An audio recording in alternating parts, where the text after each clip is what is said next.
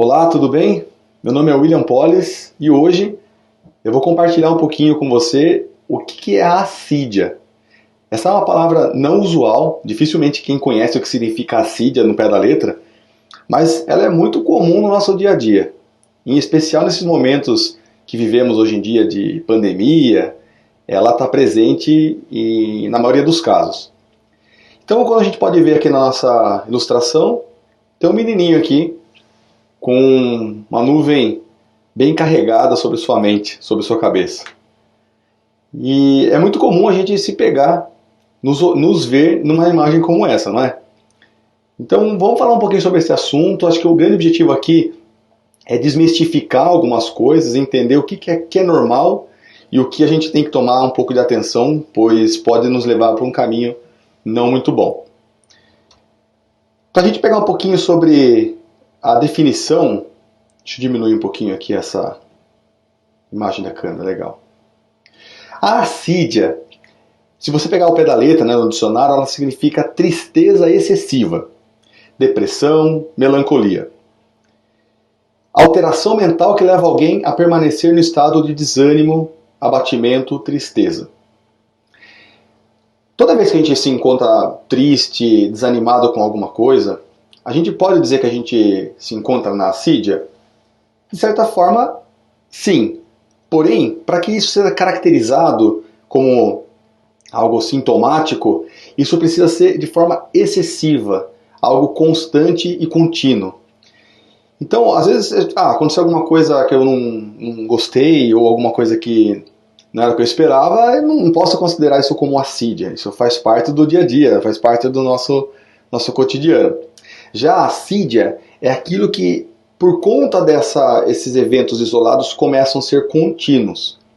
E aí, o que era uma coisa somente pontual, passa a ser algo realmente contínuo, permanente, e começa a trazer o nosso humor para um outro lado, a nossa forma de ver as coisas para um outro lado. Então acho que é sobre isso que a gente vai falar um pouquinho. Por uma questão de tela aqui, eu vou deixar o tamanho da imagem pequenininha. Bom, vamos em frente. Olha só que interessante, algumas informações para a gente pensar. A assídia é esse enfraquecimento da vontade, quando a gente está meio assim borocochô, meio tristão, fica um pouquinho questionando sobre o porquê das coisas. Parece que nada que eu faça realmente tem um propósito, tudo que eu faço fica patinando. Então vamos pensar um pouquinho sobre como que esse tipo de situação hoje ela é vista de um ponto de vista mundial. Olha só, a assídia, que pode se converter numa depressão ou numa ansiedade excessiva, hoje no mundo, na verdade não é hoje, né? Os dados aqui de 2017, ela afeta 322 milhões de pessoas.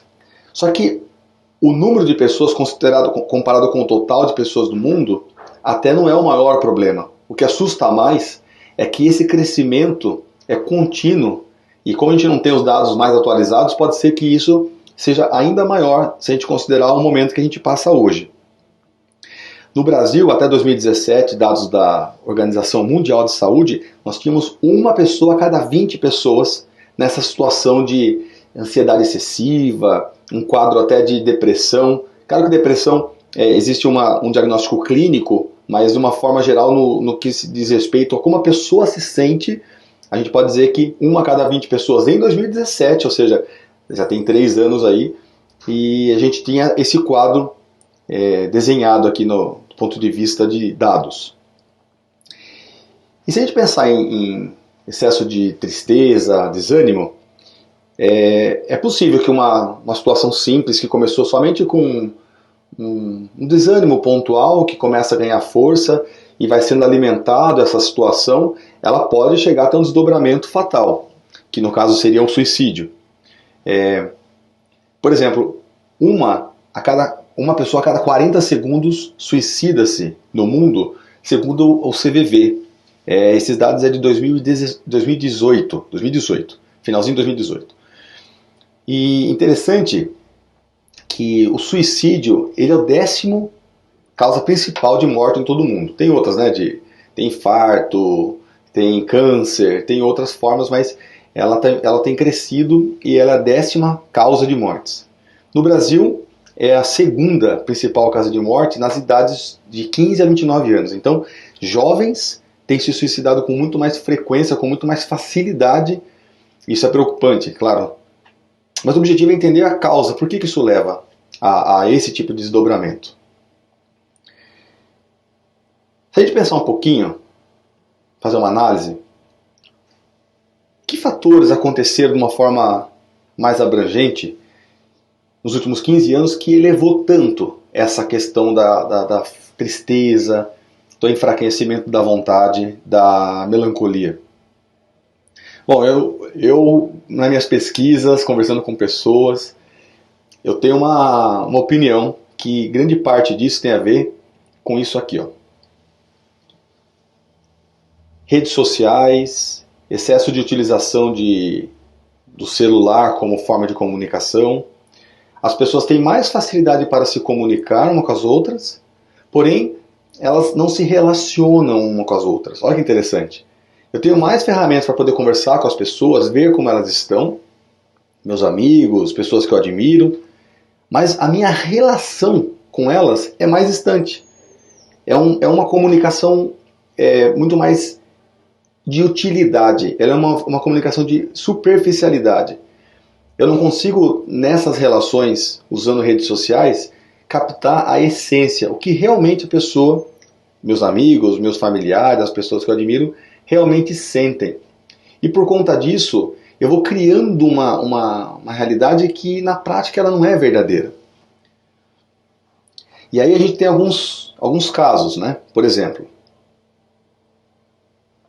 quando eu olho redes sociais, quando eu olho internet de uma forma geral, eu começo a criar o que é referência do que é felicidade, né? Então, por exemplo, você olha lá um casal, Angélica e Luciano Huck, de referência de como ter o melhor casamento possível. Só que ali no Angélica e Luciano Huck a gente só vê a parte boa. São pessoas bonitas, são pessoas ricas, são pessoas famosas, têm filhos perfeitos. Então, essa referência, a régua de referência é muito alta. Como ser bem sucedido. Coloquei a foto aqui eu não sei nem a diferença entre Lucas Neto, Felipe Neto, mas a questão é dizer o seguinte, um jovem, muito jovem, não estou colocando aqui que isso aqui é correto, tá bem? É sinônimo. A questão é a seguinte, existe uma régua de que um jovem, muito jovem, consegue ter uma fama muito grande e muito rápida. Assim como, por exemplo, se a gente fala assim, melhor cozinheiro. Na minha opinião, o melhor cozinheiro é minha mãe, minha esposa, né? Mas a gente começa a olhar um mundo de televisão, de rede social, em que os masterchefs, né, são as melhores referências do que a cozinha. Aí faz aquele pratinho lá e tudo mais. E aquilo passa a ser a referência do que realmente é a verdade, o que é o correto. Se a gente pegar aqui, por exemplo, o Elon Musk, né? A pessoa seria o homem de ferro da vida real, né? O Tony Stark da vida real. Ele é dono da Tesla, ele que tem o objetivo de morrer, só que morando em Marte. Então, você vê um cara jovem, bem sucedido, muito inovador nas suas ideias. Até o carro Tesla de bateria, né? A energia elétrica é ele que está puxando. Você tem o Mark Zuckerberg, que montou lá o Facebook, sentou no filme, você olha lá, ele sentou lá no final de semana, bebendo cerveja, programou e criou o Facebook, né?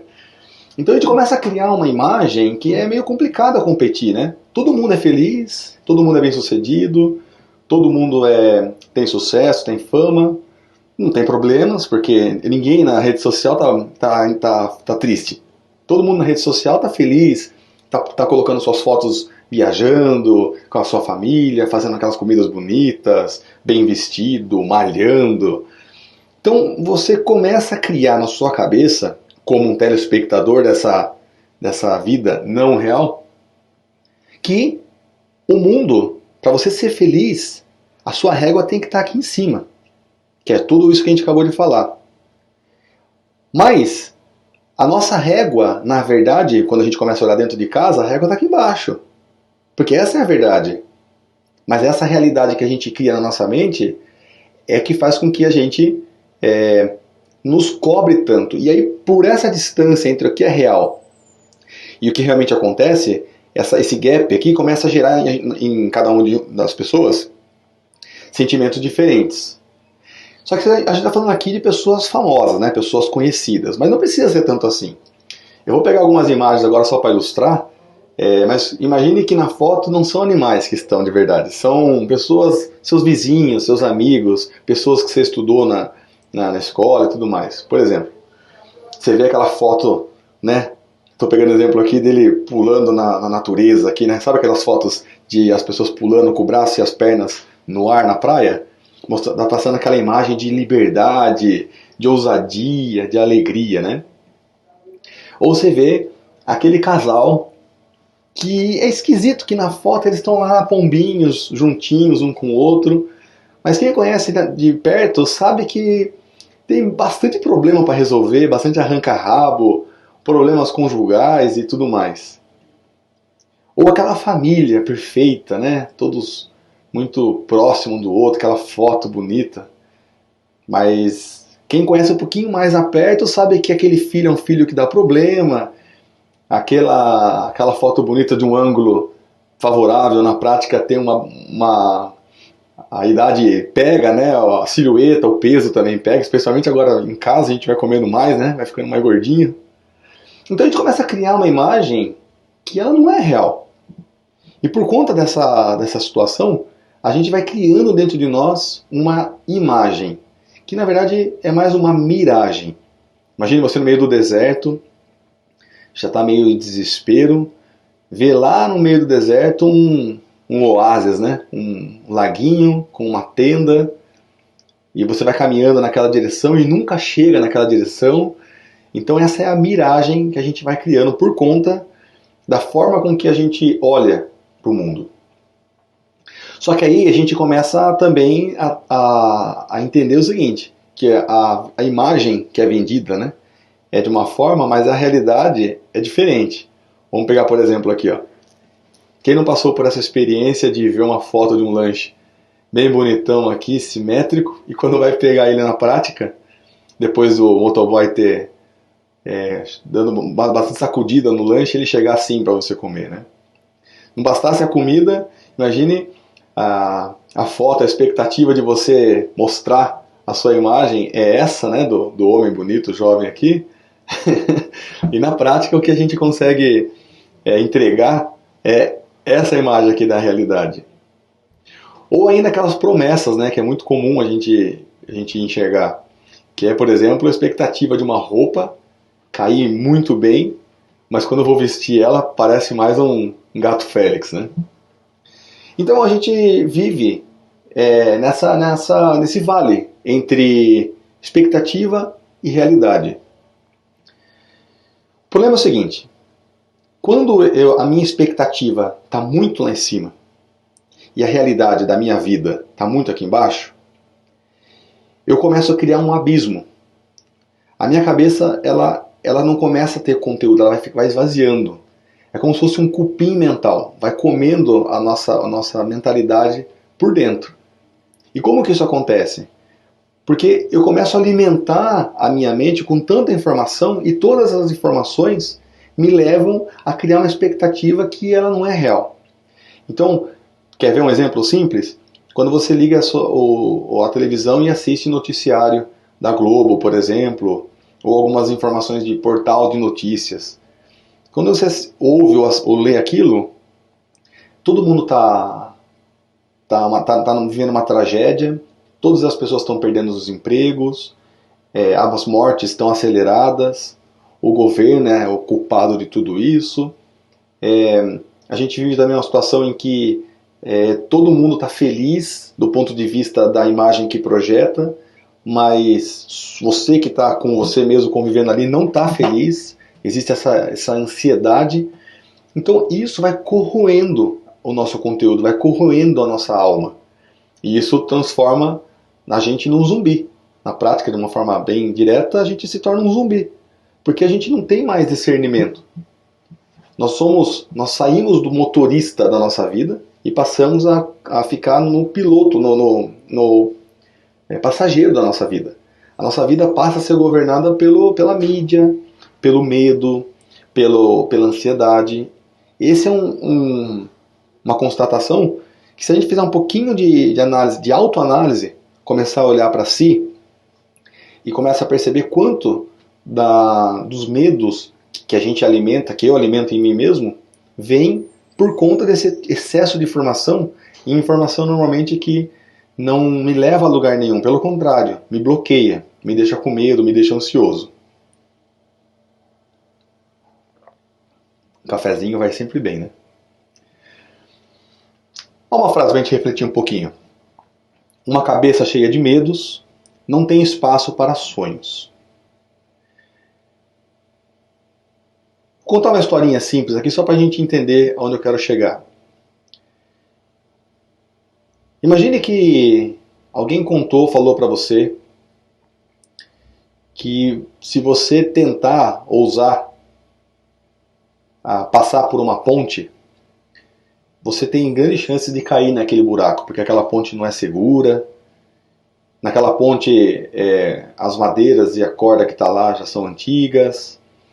E se você cair, é provável que você vá morrer ou vai se machucar muito, porque a altura é razoavelmente alta. Então, você começa a olhar para o medo, para as limitações, para o que pode dar errado, para o lado negativo da história, e você deixa de passar para o outro lado da ponte.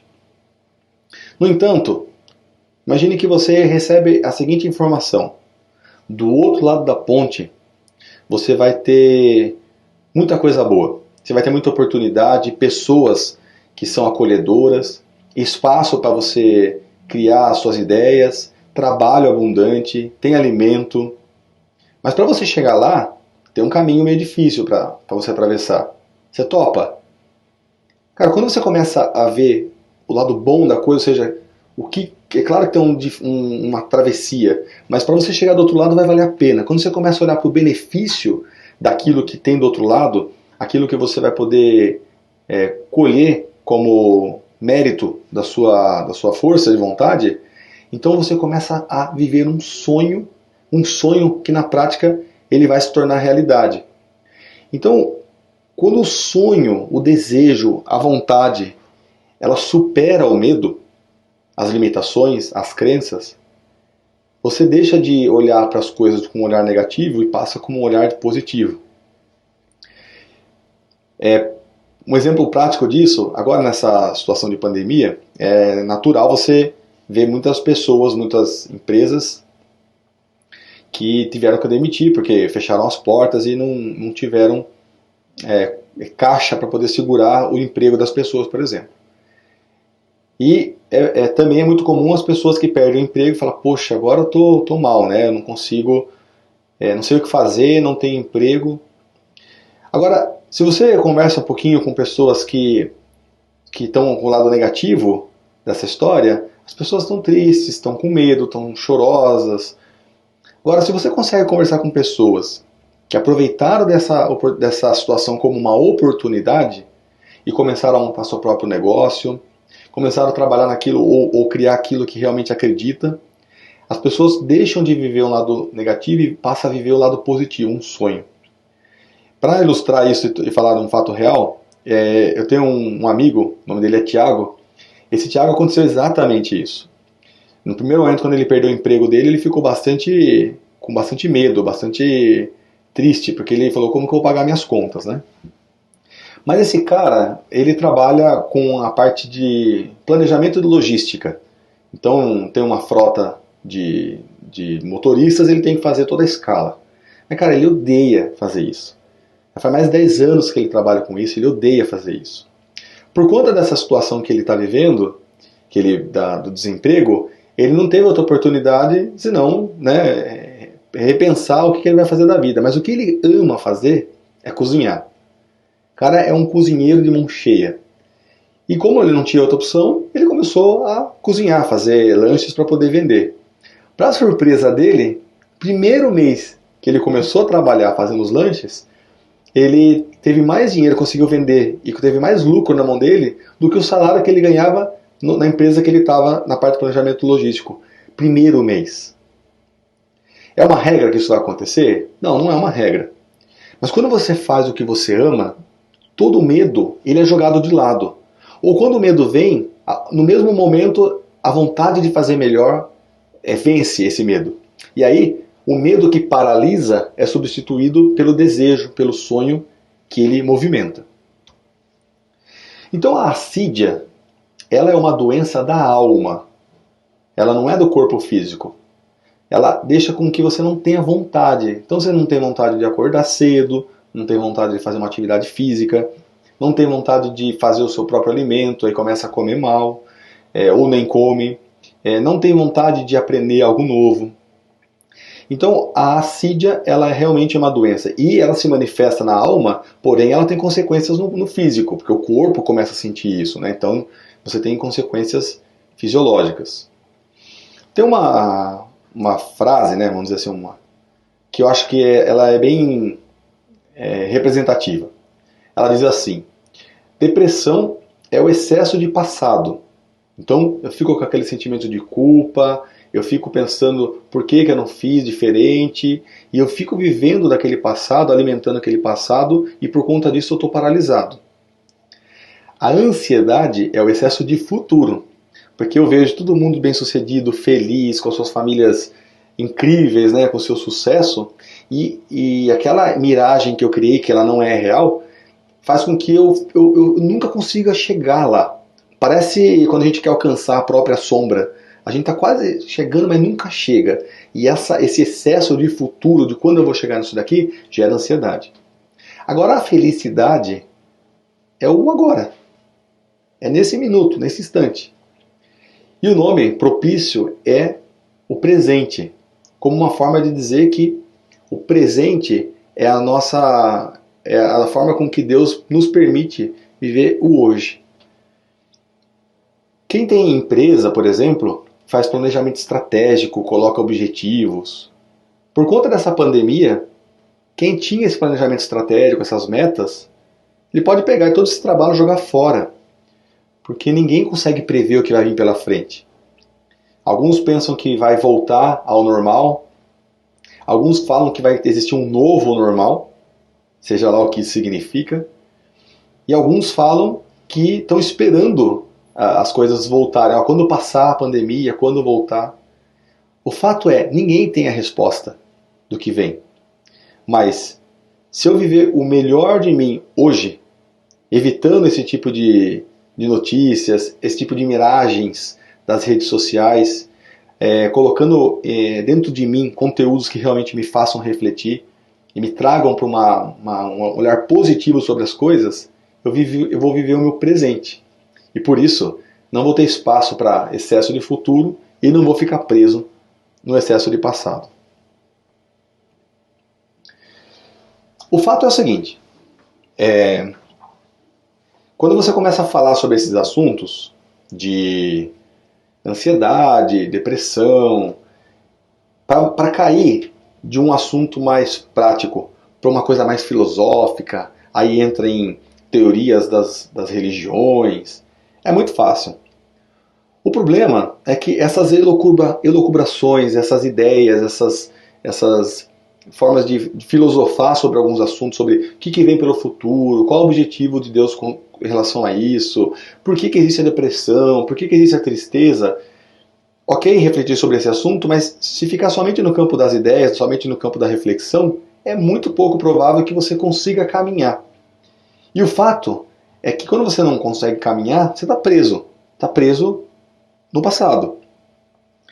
Agora, as condutas, as ações, as atitudes é o que realmente vai fazer com que você consiga sair da situação de paralisia e entrar numa situação de movimento. Se a gente olhar em Mateus, tem essa passagem, né? A árvore que se produz maus frutos não é boa.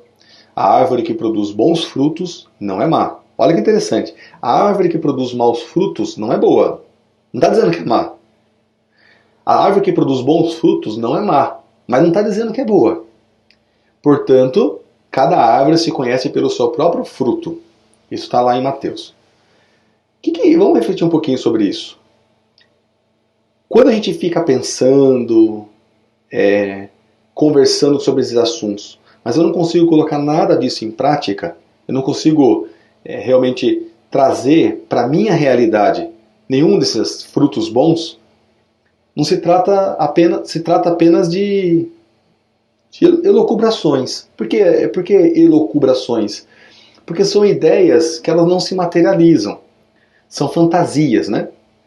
Mas às vezes é uma coisa bem simples, que a gente não faz, mas poderia começar a fazer. É uma conduta prática que vai fazer a diferença. Quer ver? Dentro de casa, por exemplo, imagine que é muito comum que você exploda. Por qualquer pouco motivo você xinga, reclama, esbraveja, coloca a culpa em alguém.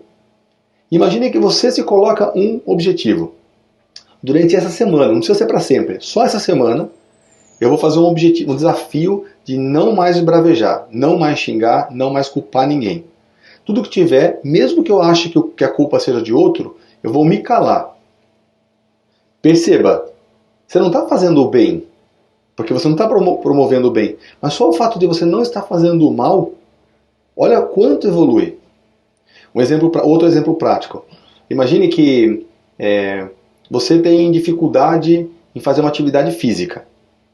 E também não adianta querer uma pessoa sedentária passar a ser atleta de uma hora para outra. Mas imagine que você se coloca nessa semana, só essa semana, um objetivo. Eu vou fazer caminhada de 10 minutos de segunda a sexta. Todo dia, às 5 horas da tarde, ou às 6 horas da tarde, por exemplo, ou 7 horas da manhã, algum lado você coloca um horário e fala assim, eu vou caminhar 10 minutos. Vou caminhar rápido, devagar? Não, só vou caminhar. Uma semana, sem pensar. Isso é uma atitude. Isso é uma conduta de fato de quem está querendo sair daquela situação de paralisia e começar a fazer um passo. Então, às vezes é uma coisinha pequena que a gente pode fazer que vai realmente transformar a nossa árvore frutífera de bons frutos, né? Vamos pensar um pouquinho aqui sobre condutas, coisas que a gente faz e que levam à assídia. Então, a Joana de Ângeles, ela fala no livro, vou citar um pouquinho mais do livro mais para frente, sobre a mendacidade. Mendacidade na prática é você falar mentiras. Às vezes a gente dá uma mascarada na mentira, né? Ah, eu ouvi falar, fulano falou, mas a partir do momento que você pega aquilo que fulano falou, que ouviu falar e passa adiante, você é responsável por isso. Portanto, se você conta mentiras ou você dá uma tapeada, não é bem uma mentira, mas é uma forma não transparente daquilo, você está praticando uma mendacidade, que na prática é algum tipo de conduta que leva a gente para um patamar negativo, né? Olha que interessante, a Joana de Ângeles fala, vou puxar para cá para não atrapalhar, no livro Vitória sobre a Depressão. Olha que ela coloca uma constatação, né? Mente-se hoje em dia com muita naturalidade. Da mentira pura e simples por fingimento. É um costume habitual. Então, uma mentirinha para virar um fingimento normal é cotidiano. Internamente, no íntimo, cada um sabe de fato dizer o que é certo e errado. Mas mesmo assim, opta pelo errado por acreditar que isso é uma forma de ser inteligente. Sabe aquele jeitinho brasileiro? O espertão? Então, a gente inconscientemente associa isso como algo bom, como uma conquista, quando na prática isso é uma coisa que nos afasta, né, do bem. O ser humano educado, ele é verdadeiro, veraz é verdadeiro, né? Independente do momento, porque ele assume a responsabilidade da sua conduta. E aqueles que optam pela mentira são pessoas doentes da alma. Mas a notícia boa é que se a gente olhar para o Evangelho de Jesus, nós temos o caminho de como a gente sai desse tipo de situação.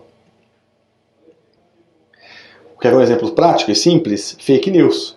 Quando eu começo a olhar para notícias falsas e passo ela adiante sem ter o mínimo de discernimento. Olha outro cenário que nos leva para essa questão negativa, né? O erotismo, né? Ou hedonismo. É a busca pelo prazer. Não é só o sexual, qualquer tipo de prazer em excesso. Olha que interessante, ó. A palavra de Joana de Ângeles. Multiplicadores de opinião utilizam-se da mídia para saturar as mentes com notícias perversas. Então você vê um monte de ator, um monte de influenciador digital falando sobre, putz, ó, dance funk aí que é bom, essa letra de música que não acrescenta nada, vai em frente.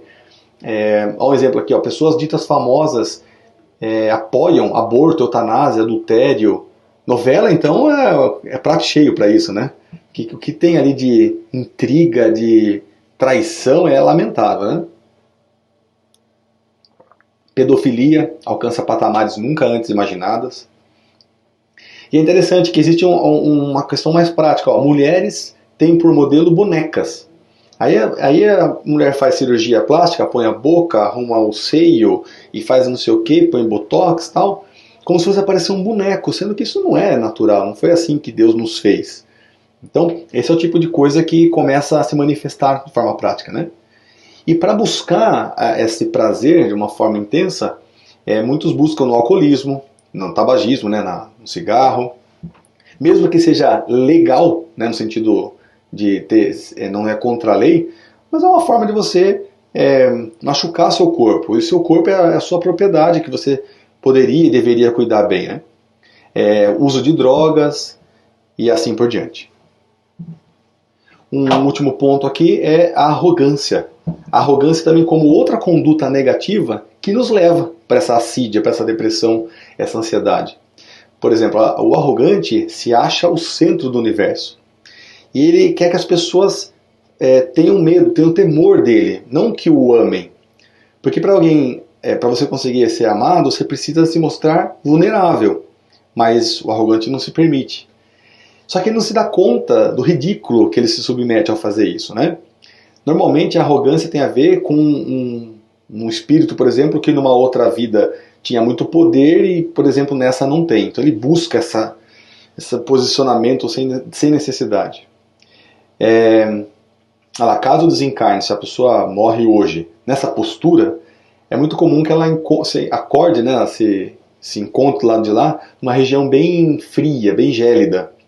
E normalmente isso é comum que as pessoas que passam por isso retornem em corpos ultrajados, com distúrbios mentais profundos. Então a beleza da história toda é que Deus, confiando em nós, Ele nos dá o livre-arbítrio. E o livre-arbítrio é a maior ferramenta que nós temos, porque se nós como pais que amamos nossos filhos, muitas vezes a gente limita o poder de escolha dos nossos filhos, Deus, na sua sabedoria, Ele nos dá essa opção, mesmo que a gente opte por tomar decisões erradas. Mas quando a gente fala errada, não é que é uma decisão errada. É uma decisão que ela vai ter um custo, vai ter uma colheita. E essa colheita ela é sofrida, dolorosa. O lado bom é que a qualquer momento a gente consegue mudar a direção disso. Toda a forma de aprendizagem que a gente passa, basicamente a gente passa por 4 degraus, né? Incompetência inconsciente. O que é isso? Eu não sou capaz de fazer algo e nem sei que aquele algo existe. Quer ver um exemplo? Imagine que eu sou uma criança. Eu não sei dirigir, incompetência, e nem sei que dirigir, sabe? Esse fato de dirigir existe. Para mim não existe aquilo para mim. Num dado momento, lá pela minha jovialidade, lá pelos meus 14 anos, eu começo a perceber que existe o tal de dirigir, ou seja, eu tenho consciência disso. Mas eu não sei dirigir. Então, eu não tenho a competência, ou seja, a capacidade de. Quando eu faço 18 anos, no Brasil, né, eu começo a ter a consciência e começo a desenvolver a minha competência, começo a aprender a dirigir. Vai chegar um momento, depois de alguns anos, que eu vou estar tão bom naquilo, que eu tenho a competência, eu sei fazer aquilo, e de uma forma inconsciente, eu nem reparo mais que eu estou fazendo aquilo. Então, por conta disso, esse ciclo de aprendizagem, ele se repete para tudo. Imagine quando você vai falar sobre esse assunto, assídia. Talvez você nem soubesse que existia a assídia, essa palavra, o que significa isso. Talvez ao final dessa nossa conversa aqui, você já tenha consciência, mas ainda não tenha a competência de como sair dessa situação que te deixa assim e vai para uma situação nova que te permite vivenciar uma vida mais perene, uma vida mais saudável. Aí você tem um desafio de buscar mudar as condutas, buscar mais conteúdo sobre o assunto e treinar, vamos dizer assim. A partir do momento que isso se torna um hábito, hábito só se adquire depois, e a gente fala de 40 dias tem um número mágico aí, que é o poder do hábito, fala que depois de 40 dias fazendo alguma coisa continuamente, é que aquilo se transforma num hábito. Então imagine que você está lá 40 dias buscando, até a quarentena tem a ver com isso. Quarentena no sentido de quaresma, de 40 dias, né? A gente criar um novo hábito. A competência é inconsciente, porque aquilo já está incorporado. Então isso é para tudo. Alimentação saudável, conduta, não falar palavrão, ter uma criação mais adequada com os filhos, mais respeito com o marido, com a esposa, deixar de, por exemplo, consumir conteúdos eróticos na internet. Então a gente começa a entender que esse ciclo de aprendizagem ele é constante e ele é contínuo. É isso que é a beleza da vida. Agora vamos falar um pouquinho sobre condutas edificantes, aquelas que nos levam para fazer uma mudança de fato de mentalidade. Uma delas é a abnegação, que Joana diz o seguinte: no gênito, o ser humano que tem a tendência à abnegação, em favor do próximo. A abnegação desdobra-se em serviço, ou seja, a abnegação não é só ideia, é fato. Às vezes a gente olha uma pessoa na rua, lá no frio, e fala, ai que dó. Mas se eu não faço nada para mudar essa situação, não é abnegação. No máximo ali é um pequeno grau de empatia. Quando eu começo a colocar o bem sempre, continuamente, sem criar impeditivos para isso, isso se instala na minha conduta. E se eu vivo dessa forma, eu tenho um prazer, o prazer em ser altruísta, ou seja, eu não consigo perceber, eu não consigo entender por que eu nunca fui assim antes. Seja você cuidar dentro de casa, da sua familiar, do seu parceiro, marido, mulher. Então, às vezes é uma coisa pequena, não precisa ser fora, não precisa ser uma coisa maior. E é interessante que a abnegação ela é discreta. Ela não é aquela tipo assim, eu ajudei você, hein, na frente das outras pessoas para colocar a pessoa numa situação embaraçosa. O planeta, a orbe, para nossa surpresa boa, tem mais pessoas abnegadas do que não abnegadas. Então a abnegação é a forma com que Deus nos influencia para poder servir de forma contínua. Junto com a abnegação, uma outra conduta prática é a fé. A fé é começar a olhar para a vida não do ponto de vista só ilusório, né? Fé é você acreditar realmente que existe um caminho para ser melhor. E quando a gente entende isso, a gente percebe que o ser humano é um animal essencialmente religioso. Mesmo aqueles que falam assim, não, Deus não existe, ele presta fé para alguma coisa, mesmo que seja materialismo. Mas o importante nós temos por essência como seres humanos, a gente ter a fé em algo. Agora, aquele que se isola na questão da fé, ele beira o transtorno esquizofrênico, porque fica uma vida sem sentido, vazia. A vida encerra-se em si própria, ela não tem o porquê. Não tem o porquê de ser propícia para ser vivida. E aqueles que se afastam das convicções religiosas, nos momentos difíceis, e a gente está vivendo uma situação bem peculiar nesse sentido, não terão suporte emocional, abrindo espaços sinistros para o suicídio. Olha que interessante. Não importa a denominação da fé, não importa a religião. O importante é você buscar trabalhar as próprias imperfeições, ajustar os acidentes do percurso da vida. Esse é o objetivo maior nosso. Às vezes a gente acha que ajudar o próximo é o caminho, esse ajuda bastante. Mas isso é só uma forma de a gente enxergar as nossas imperfeições. A arrogância, o orgulho, a vaidade, a ira, o rancor, a vingança, assim por diante. Lá em Mateus 17, tem a passagem famosa, né? Olha o grãozinho de mostarda aqui. Ó. Se tiverdes fé como um grão de mostarda, direis a este monte, passa daqui para colar, e há de passar, e nada vos será impossível. Então a gente está num momento muito propício, porque ou a gente realmente fortalece a fé, acredita nela, ou a gente vai continuar patinando. E o momento ele pede muito isso, porque não se tem uma visão do que para onde vai, para o que vai acontecer. Então, acho que a fé é um caminho que nos tira de um patamar de criatura e nos passa para um patamar de criador. O olhar espiritual tem a ver com que a gente busque olhar o sentido da vida não para essa vida aqui. Porque imagine que se eu vou lá e morro hoje, Por que eu vou me esforçar? Imagina que eu tenho um diagnóstico que eu vou morrer daqui 2 semanas. Por que eu vou me esforçar para ser uma pessoa melhor, para tirar a vaidade, a inveja, a fofoca? Por quê? Agora, o olhar espiritual, ele traz para a gente uma visão de que aquilo que eu planto hoje, há uma colheita no futuro. E por conta disso, tudo que eu faço hoje passa de ser uma visão para mim, à frente, e passa a ser para o outro à frente, servir ao próximo, transformar a gente nas mãos de Deus. Isso é a forma da gente se conectar com o Criador, que nos convida cada vez mais a refletir sobre o verdadeiro sentido da vida. Com certeza é no lado oposto do que a Sídia traz pra gente. Esse conteúdo todo ele é feito sobre esse livro, Vitória sobre a Depressão, muito bom, leitura rápida e ao mesmo tempo profunda. Recomendo fortemente. Acho que no pior dos casos você vai ter mais conhecimento que vai ajudar a lidar com essas situações de excesso de ansiedade que existe tanto hoje em dia. E o convite que eu faço aqui é, a partir da minha pequena nova atitude que começa a minha grande mudança. Dá um passinho. Deixa de assistir aquele telejornal, deixa de assistir aquela novela.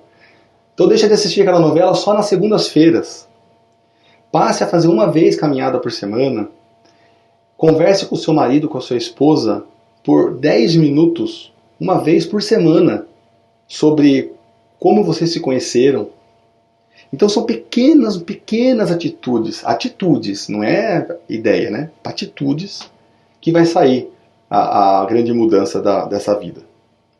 Espero que eu possa ter passado uma mensagem que fortaleça, inspire e que permita com que você consiga lidar com essas situações de grandes mudanças, que é um grande convite de Deus para a nossa felicidade plena. Fique bem, fique com Deus e assim seja.